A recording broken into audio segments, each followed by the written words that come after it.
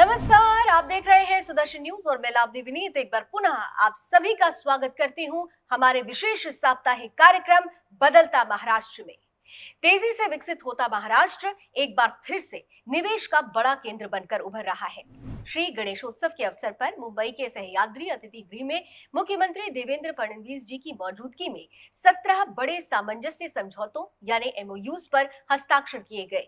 इन MoUs के तहत राज्य में करीब 34,000 करोड़ रुपए का निवेश होने जा रहा है, जिससे 33,000 से अधिक रोजगार के अवसरों का सृजन भी होगा। ये निवेश electronics, steel, solar energy, electric bus और ट्रक निर्माण, रक्षा उद्योग सहित कई अहम क्षेत्रों में किए जाएंगे, जिसका सीधा लाभ उत्तर महाराष्ट्र, पुणे, विदर्भ और कोंकण जैसे क्षेत्रों में औद्योगिक विकास के रूप में देखने को मिलेगा। मुख्यमंत्री फडणवीस जी ने भरोसा दिलाया है कि निवेशक सिर्फ एमओयू तक सीमित नहीं रहेंगे, बल्कि हर कदम पर सरकार उनके साथ खड़ी मिलेगी और किसी भी बाधा को रास्ते से हटाया जाएगा। 5 साल का मल्टी ईयर टैरिफ, बिजली दरों में राहत और मैत्री पोर्टल जैसे इनिशिएटिव इस प्रतिबद्धता की मिसाल है। मला असं वाटतं की महाराष्ट्र सरकारच्या ज्या काही अतिशय प्रोग्रेसिव्ह पॉलिसीज आहेत, आपण बघू शकतो की एकीकडे टेरिफ वॉर सुरू असताना देखील महाराष्ट्राला इतक्या मोठ्या प्रमाणात गुंतवणूक मिळणं हा गुंतवणूकदारांचा महाराष्ट्रावर असलेला विश्वास है। प्रधानमंत्री नरेंद्र मोदी द्वारा अक्टूबर 2014 में शुरू किया गया स्वच्छ भारत मिशन अब एक जन आंदोलन बन चुका है।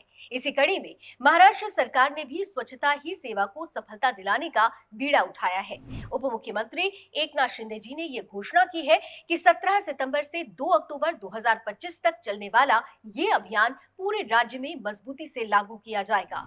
मुंबई सहित शहरी इलाकों में चल रही डीप क्लीन ड्राइव, शून्य कचरा शहर पहल और सार्वजनिक शौचालयों के सौंदर्यीकरण जैसे कदम भी अब स्वच्छता को नई गति दे रहे हैं। उप मुख्यमंत्री शिंदे ने बताया कि महाराष्ट्र में स्वच्छ महाराष्ट्र अभियान 2.0 तेजी से आगे बढ़ रहा है। आपको बता दें, 2023 और 2024 के स्वच्छता सर्वेक्षण में महाराष्ट्र ने देश में पहला स्थान और 10 शहरों को पुरस्कार दिलाकर अपनी साख मजबूत की है। राज्य में कृषि क्षेत्र में आर्टिफिशियल इंटेलिजेंस तकनीक को प्रोत्साहित करने के लिए इस वर्ष के बजट में 2 वर्षों के लिए 500 करोड़ रुपए की व्यवस्था की गई थी। हालांकि इस तकनीक का लाभ और आवश्यकता को देखते हुए इसे सिर्फ एक वित्तीय वर्ष के लिए ही नहीं, बल्कि आगे भी आवश्यक प्रावधान के तौर पर जारी रखा जाएगा। ऐसी घोषणा उप मुख्यमंत्री तथा पुणे जिले के पालक मंत्री अजित पवार जी ने की है।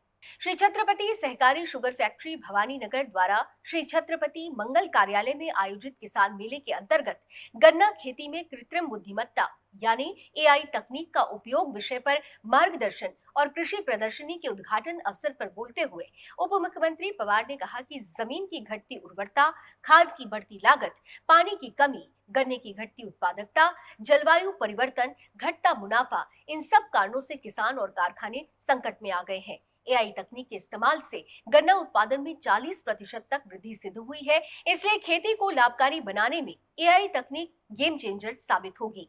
गन्ने के साथ साथ बागवानी, कपास, सोयाबीन जैसी फसलों में भी एआई का उपयोग करने की तैयारी की जा रही है।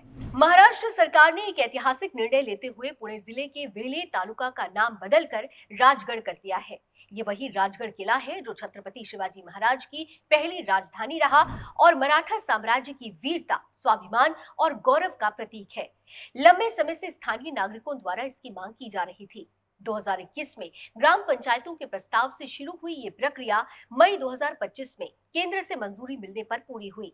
राजस्व मंत्री चंद्रशेखर बावनकुले ने घोषणा करते हुए कहा कि ये सिर्फ नाम परिवर्तन नहीं, बल्कि महाराष्ट्र की गौरवमयी पहचान की पुनर्स्थापना है। वेल्हे का राजगढ़ करना चाहिए, ये जो डिमांड थी उसको पूरा करने का काम हुआ है। आज गवर्नमेंट का नोटिफिकेशन डिक्लेयर हो गया है। वेल्हे तालुका की जनता ने इसका स्वागत किया है। अब वेल्हे तहसील नहीं होगा, राजगढ़ होगा। ये हमारे लिए अभिमान की बात है। छत्रपति शिवाजी महाराज जी, इनके राजगढ़ किले को और राजगढ़ तालुका का नाम दिया गया, ये महाराष्ट्र के लिए ऐतिहासिक दिन है। और इसी के साथ बदलता महाराष्ट्र का हमारा आज का ये अंक यहीं समाप्त होता है। राज्य में हो रहे विकास कार्यों की नवीन जानकारियों के साथ आपसे पुनः भेंट होगी अगले सप्ताह। तब तक के लिए लावनी विनीत को दीजिए अनुमति। जय महाराष्ट्र, जय हिंद।